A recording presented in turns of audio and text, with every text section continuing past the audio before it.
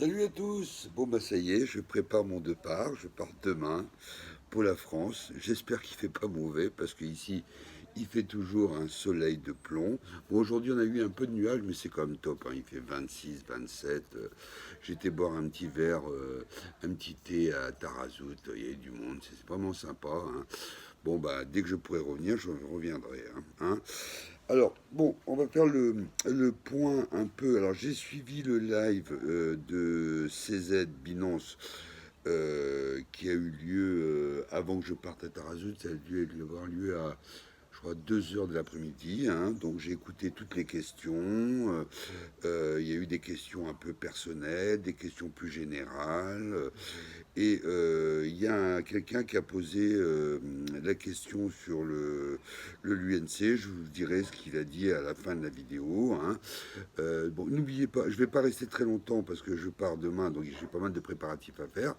Mais n'oubliez pas de liker, de partager, hein, parce que j'ai de plus en plus d'abonnés. Je suis hyper content, hein. Donc, alors, abonnez-vous, hein, comme ça vous aurez toutes les vidéos en priorité, hein. Je pense que je recommencerai mardi parce qu'on a le résultat du burn qui doit finir. On aura le résultat. Alors normalement c'est mardi, hein. Il y en a qui parlent de lundi, mais je pense que c'est toujours mardi, hein. Bon, on ne sait pas encore combien on va burner. Apparemment on devrait burner un peu plus que la dernière fois. On verra, hein. Pourtant, il y a moins de transactions, hein. Je sais pas.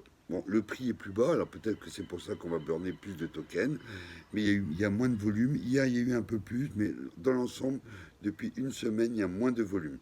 Bon, sur le Penguin Burn, les gens continuent à burner, hein. Je pensais que ça se serait arrêté, mais non, ils continuent. Il y a même un gars là que j'ai regardé, il vient de burner 4 millions de tokens, hein. Donc, il y a d'autres youtubeurs qui font des vidéos pour burner. Bon, après, pour l'histoire du DAO, je sais pas, j'ai pas trop compris. Alors, dans vos commentaires, vous m'avez mis que c'était un validateur. Bon, moi, je suis pas sur TerraStation, hein, je peux pas savoir, hein. J'ai regardé un peu les propositions, les votes, mais je connais pas les validateurs. Apparemment, c'est un gros validateur.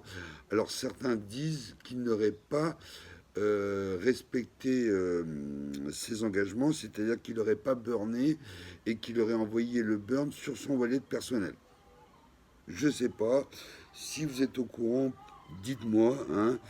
Euh, bon, je sais que quand j'ai suivi un live, ils n'étaient pas contents après lui, mais j'avais pas trop compris pourquoi, hein.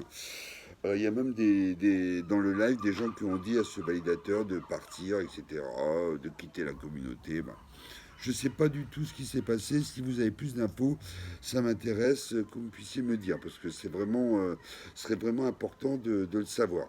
Alors, peut-être que maintenant, si c'est fait pincer, il va burner, hein, peut-être, hein. Bon, hein.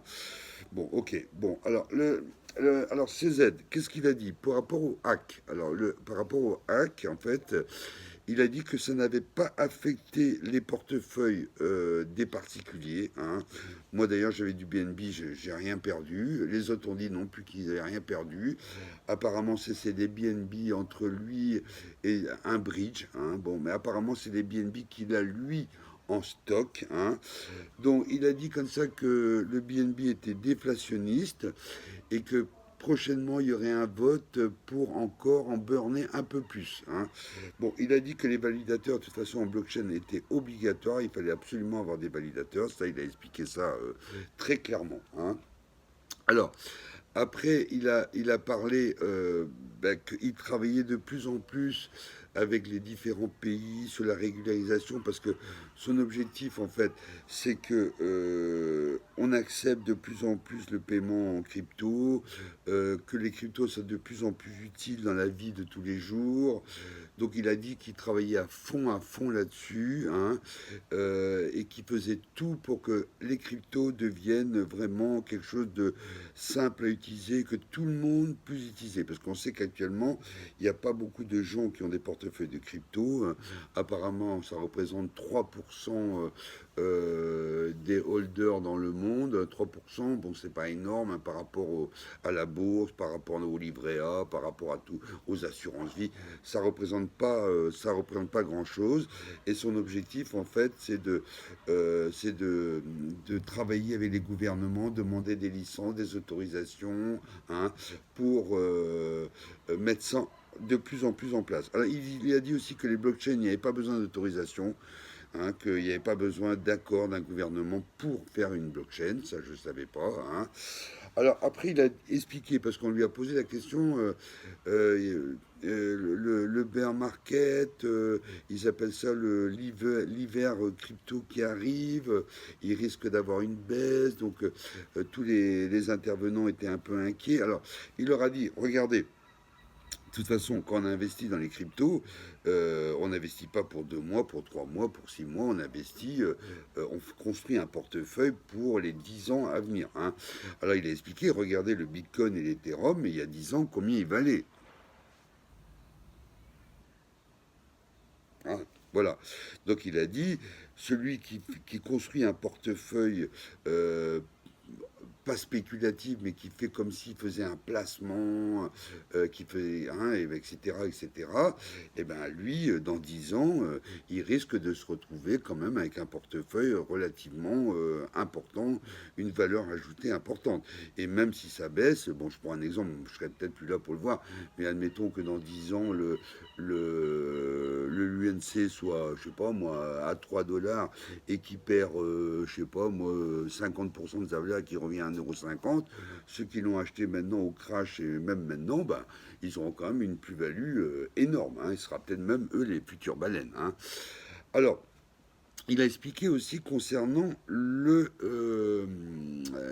burn de l'UNC. Hein. Il a dit que pour l'instant, hein, il était déjà le seul à faire le burn sur les fees, qui gagnait rien là-dessus. Hein. Il n'a pas donné de date, est-ce qu'il va continuer, etc. Mais bon, apparemment, il soutient la communauté. Hein. Donc, il a dit que il faisait le burn sur les fees, alors que KuCoin ne le fait pas, Kraken ne le fait pas. Hein. Ils ont baratiné tout le monde pour que les gens viennent sur leur plateforme, etc., etc. Ils font rien du tout. Hein. Ils ont juste attiré des clients, c'est tout. Ils ne font rien. Lui, au moins, il a burné au moins toutes. Tous, il a dit qu'il gagnait rien là-dessus. Hein. Donc, il a expliqué aussi que il croit. Alors, ce qu'il a dit, c'est que dans le vote, quand on fait un vote sur TerraStation, quand on fait un vote en communauté, tout ça, la communauté du l'UNC, ça représente pas tous les détenteurs de l'UNC. Il y en a qui sont pas sur TerraStation, il y en a qui sont pas sur Binance, il y en a qui achètent et qui regardent pas leur portefeuille, etc.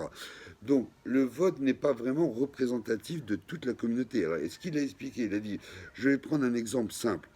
Si on faisait un vote, par exemple, et demandait à tous les gens de la planète, est-ce que vous seriez d'accord qu'il y ait une taxe, par exemple, sur vos revenus pour donner de l'argent aux gens qui sont pauvres, qui n'ont pas de logement, qui meurent de faim, tout le monde dirait oui. Hein.